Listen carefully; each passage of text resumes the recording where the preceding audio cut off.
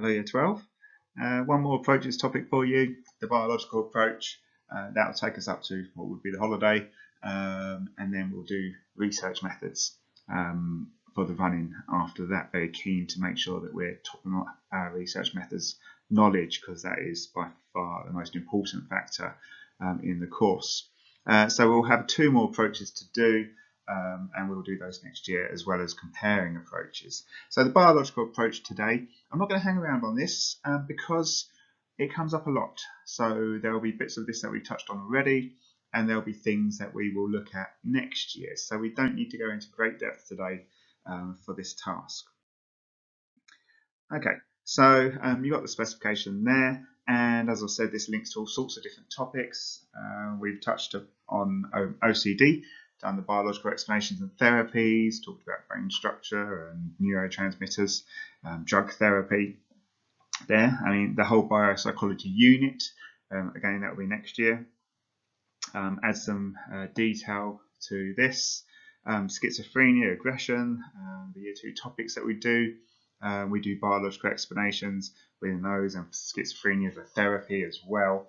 And for the sake of this topic, evolutionary comes under this as well. Sometimes it's separated, but evolutionary explanations for aggression comes under this bit of specification as well. So yes, I'm not going to hang around today because we will be doing this a lot over the rest of the course.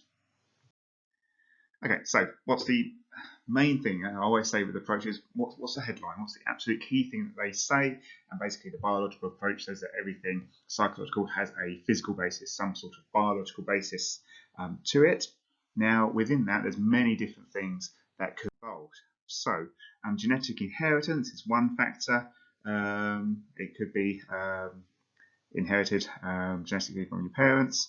And we will look at this in multiple topics. As we've talked about before, twin studies can be used to investigate this. You look to what extent a trait is shared between identical twins and non-identical twins. That rate is called the concordance rate. If that rate is higher for identical twins than non-identical twins, then we suggest that that indicates a genetic component to the disorder. Assuming that environmentally there's no difference between identical and non-identical twins and how they're raised, then the higher concordance rate suggests there's a genetic factor there. Okay, so for some disorders, phobias, it doesn't seem to have a great genetic basis, but for others, it is quite high. Now you need to know the difference between genotype and phenotype. Genotype is the basic genes that the person has, or the genes they possess. You might say the person's genetic makeup, what they physically got. Okay, that's a genotype, but that doesn't guarantee what they'll be like as a person in terms of their traits and behaviours and things like that. What you actually see, what you observe, is the phenotype. Now this is where the running theme of genetic environment interactions comes along, because ultimately the phenotype is the environmental contributors to this as well. So yes, if you have identical twins with 100% same genes, you don't necessarily get 100% the same traits and characteristics, and that can be explained by the phenotype, because they may well have different environmental factors, experiences, etc., that could lead to those different traits. Okay, so make sure you've got a solid definition of genotype and phenotype and the difference between the two. There's another link to somebody explaining this if you want to give it a try. Twin studies.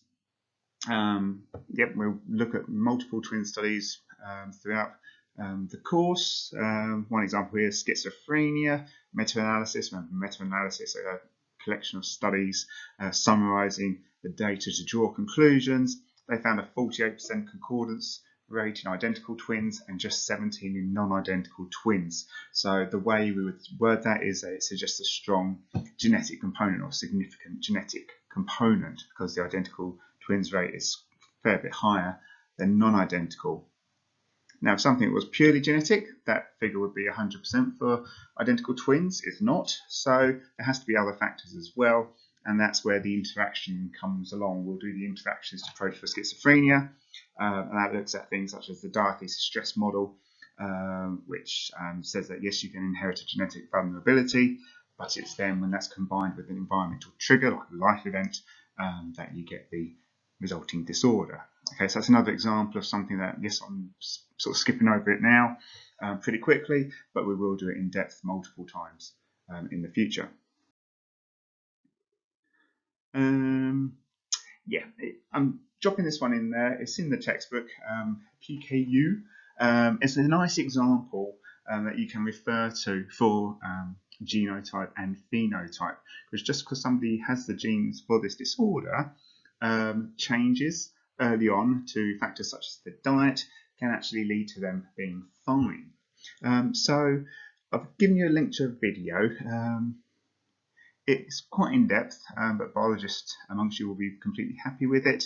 It tells you a little bit more about this condition, and like I say, really useful example of how, yes, the genotype is one thing, but the environmental changes through diet can mean that it doesn't actually have an impact. So that's the phenotype. Okay, so that's a nice example you might want to look at there. Right, so genetic inheritance is one factor that's going to be considered. You've also got biological structures, neurochemistry. So we've talked about, well, particularly serotonin in relation to OCD and depression, other neurotransmitters, dopamine as well. So it could be that an imbalance of these biochemicals is leading to the behaviour that you're observing. Now, I tend to say keep these topics separate because you can get in a mess and answer the wrong question, but ultimately it is possible that these abnormal levels could be genetically inherited. So the two factors aren't separate, they could well be linked there. Biological structures we've mentioned as well. So this is looking at particular parts of the brain, and abnormalities there could lead to mental disorders, behaviour. We'll look at enlarged ventricles in schizophrenia. Quite a well-known case study of Phineas Gage in an accident some time ago. Ended up with a metal pole through his head, which isn't ideal. I've given you a little video link there, tells you a little bit more about that case study. Remember, a case study of one individual who's of scientific interest, and how this injury, he survived somehow, but with changes to his personality, which obviously would suggest that it is a biological explanation to this. He's had a pole through his head, it's damaged his brain, and that's led to changes in his behaviour and personality. So very interesting case study, well worth a look at that video there. Viral infection, it can be that some psychological disorders can ultimately stem from a physical viral infection. I've got general paresis here, which was linked to syphilis, but now can be quite easily treated. Just out of interest, I did have a little Google of coronavirus and any neural factors there.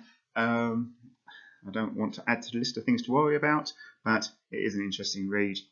Some of the multiple potential links there. Of course, all science is frantically investigating the coronavirus in multiple ways. Vaccines, of course, priority, but the from a psychological point of view, any actual neural impacts of this will be interesting too. So again, I'm giving you quite a few links here just to give you a bit more depth to your knowledge and current awareness.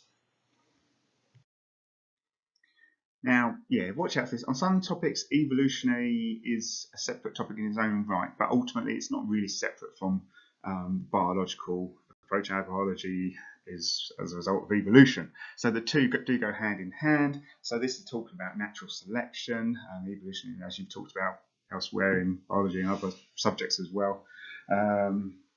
Even religious studies further back with me, we would have looked at evolutionary ideas. So evolutionary explanations, and the proposal is that this still shapes our behaviour today. So what would be adaptive for our ancestors would be still present in us today. Now we'll talk about this in aggression, sexual jealousy and things like that. If you want to look elsewhere, I used to deliver the relationship topic, and that has a I think it starts with a bit about mate choice and things like that. It's quite interesting. So I've given you the link there if you want to have a look in the Year 2 textbook and just read up about a different topic.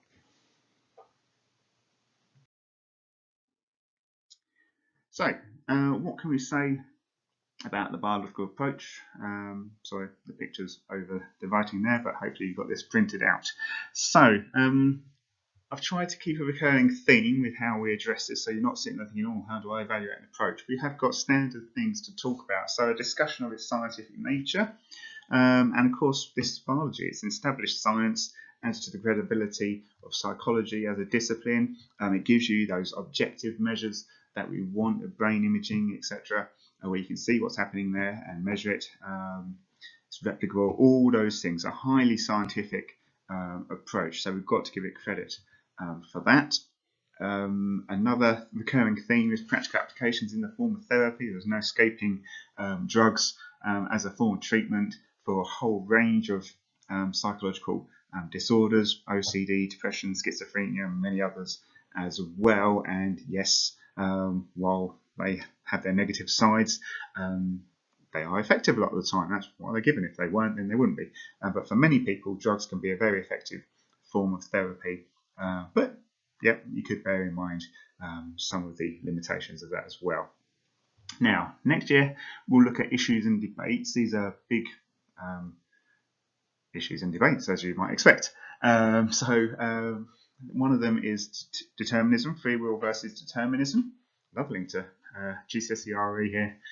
So this is determinism, saying that our behaviour is driven by internal factors beyond our control.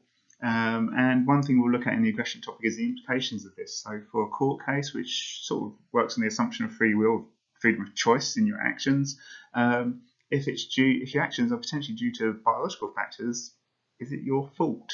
Obviously a controversial one, ethical consideration. We're not looking for an answer to the question here, we're just raising that as one of the issues. It is deterministic, so when in aggression next year we'll be talking about male violence against a female partner possibly having a adaptive basis, evolutionary basis, and does that sort of excuse it, justify it? That's the kind of thing we're talking about here. So it is deterministic. And then another one, reductionism. Holism is the contrast to that. A reductionist approach. This is an example of biological reductionism, taking complex human behaviour, breaking it down into simple biological components. So if you're saying, yeah, that person's got schizophrenia because of excess dopamine, or they're depressed because of low serotonin, that's one single factor. Now, yes, that's great because that allows testing and clear indication of treatment therapy, but that can certainly be argued to be maybe too simplistic and not taking into account the complexity of most human behaviours. There's not many where you say, yep, that's it, that's the whole story, that person's depressed because of that. Well, actually, no, there's going to be multiple factors here. So reductionist approach comes with its strengths, its advantages, but also could be argued to be limited.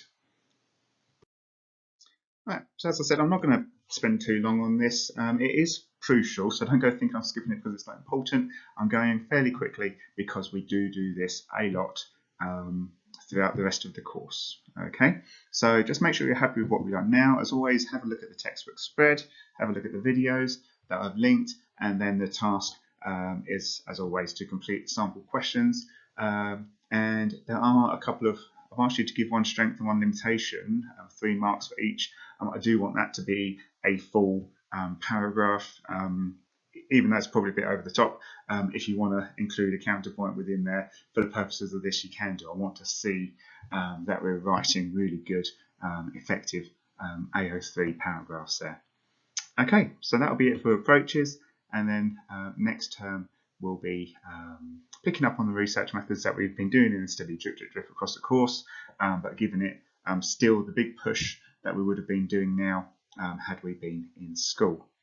Okay, right, any problems with that, email me. Have a good day and weekend. Thank you.